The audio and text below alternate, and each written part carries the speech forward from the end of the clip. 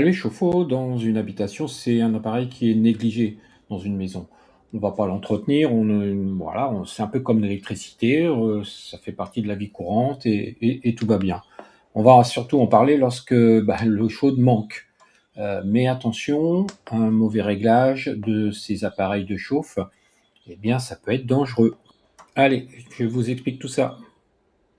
Alors c'est tout simple, hein, lorsque le calcaire s'accumule dans un chauffe-eau, eh bien la résistance va s'entartrer et va mettre beaucoup plus de temps à chauffer en fait, hein, et vous aurez un volume d'eau chaude qui sera moins important. Autrement dit, lorsque vous allez prendre votre douche, l'eau chaude va diminuer et assez rapidement.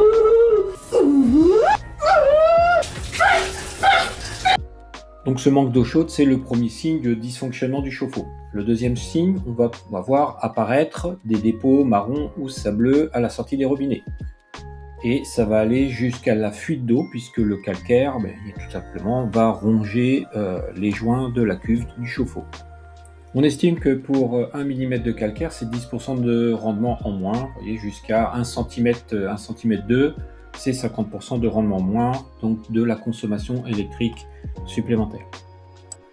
Alors il faut le savoir, le calcaire, c'est un très bon isolant. On pourrait mettre ça à travers les murs pour isoler une maison, ce serait un peu compliqué. Mais par contre, là, dans le chauffe-eau, c'est un mauvais conducteur de chaleur. Donc dans la présence de ces appareils-là, ça nécessite beaucoup plus d'énergie pour effectuer le même travail. Autre conséquence, l'accumulation de ce calcaire va provoquer une surchauffe de l'appareil, de la résistance, qui à son tour va impacter le thermostat. Quand les thermostats lâchent, ça arrive souvent, pour poser la question à un plombier, les thermostats d'un chauffe-eau électrique, j'entends, je parle essentiellement de cet appareil-là, et c'est souvent changé par des professionnels. Et puis si le thermostat ne joue plus son rôle, c'est l'eau qui va monter en température. Et à un moment donné, la soupape de sécurité va agir si elle fonctionne correctement, et puis l'eau va s'évacuer, va s'écouler en permanence vers les égouts. Donc avec tout ça, qu'est-ce qu'on va faire? On va demander l'intervention d'un professionnel, un plombier qui va venir, il vous changera au minimum le thermostat, peut-être le groupe de sécurité si lui est entartré également, et au pire, il va procéder à un détartrage, donc un démontage complet du chauffe-eau, de l'intérieur du moins, et un changement de la résistance. Alors, on a des coûts qui commencent à être un petit peu élevés par rapport à un prix d'un neuf, on peut atteindre très rapidement 50 à 80%. Alors sur internet, vous allez retrouver quelques cartes différentes sur les zones de calcaire en Espagne. Il n'en reste que ça reste un pays qui est très calcaire malgré tout. On en a un petit peu moins sur le nord de l'Espagne. Vous voyez, dans son ensemble, on est assez dans le rouge. Tout dépend à quel niveau on entend le rouge, mais je pense que plus de 20 degrés français, on commence à avoir des eaux assez dures. On nous parle de 18 degrés. Alors comment on mesure ça? Je vous envoie sur une petite vidéo que j'ai déjà faite à ce sujet. Ce que je peux dire, c'est que moi je l'ai mesuré ici sur Valencia, donc des explications dans cette vidéo. On est là sur un 50 degrés français, ça se mesure comme ça, en degrés français. La carte nous dit 50, voilà, on est dedans. Là. Alors, autre problème avec le calcaire, c'est ce dépôt dans la tuyauterie, dans le réseau d'eau et surtout dans les chauffe-eau. C'est un support idéal pour les bactéries comme la légionelle. C'est une bactérie qui va provoquer des infections graves, respiratoires, voire mortelles. Donc, ça devrait bien soigner si c'est pris à temps par des antibiotiques. Ça va vraiment contaminer tout votre réseau et on attrape cette bactérie notamment avec les vapeurs d'eau. Voilà, dites-moi en commentaire si vous êtes confronté à cette bactérie ou si vous connaissez quelqu'un qui a été malade.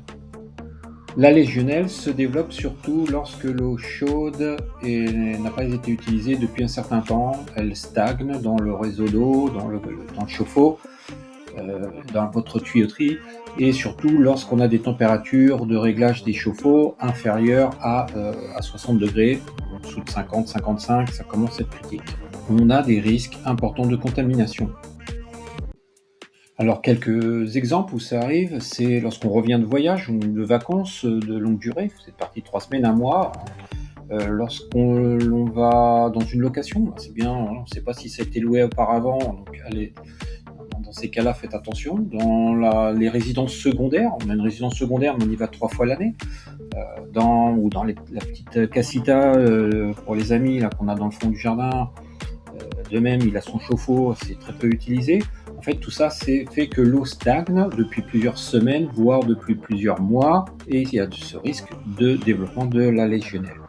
Le conseil, dans tous ces cas-là, n'hésitez pas à laisser tirer l'eau, vous la laissez couler plusieurs minutes, l'eau chaude bien évidemment, robinet à fond sur l'eau chaude, quelques minutes pour évacuer cette bactérie. En entretien courant, c'est bien de faire les petits filtres qu'on retrouve là sur les robinets ou sur les pommeaux de douche.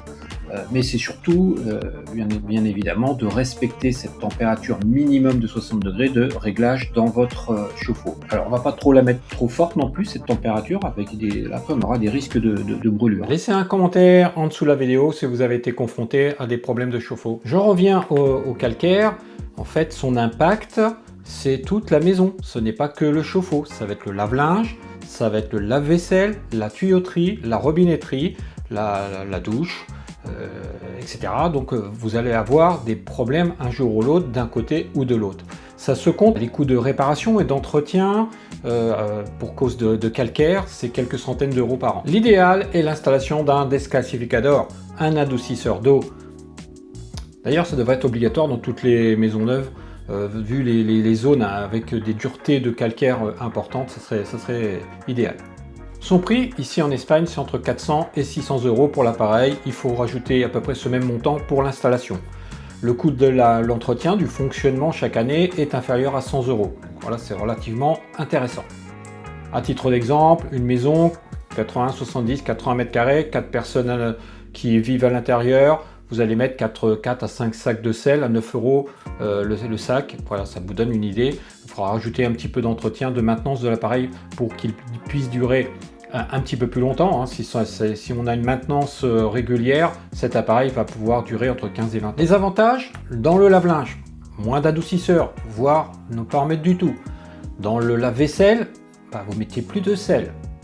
Comme on a dit auparavant, ça va être une économie sur l'électricité au niveau du chauffe-eau, puisqu'il n'y aura plus d'entartrement, et donc on va économiser entre 30 et 50% d'électricité que pourrait produire ce calcaire, l'électricité due au mauvais fonctionnement du chauffe-eau.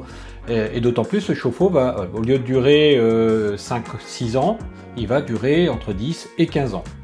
C'est aussi moins de panne et moins de réparation. Je pense au lave-vaisselle où il y a une résistance qui va elle aussi s'entartrer. Donc voilà, vous allez faire des économies de ce côté-là également.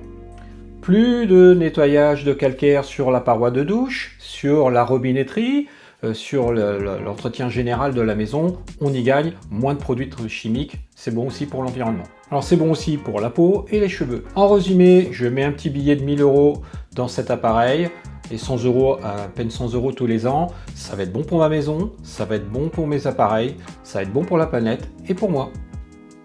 Le descalcificador, l'adoucisseur, c'est rentable. Voilà, j'espère que cette vidéo vous sera utile. N'hésitez pas à liker, à vous abonner pour faire avancer la chaîne et au plaisir de se retrouver dans d'autres vidéos. À la proxima, hasta luego.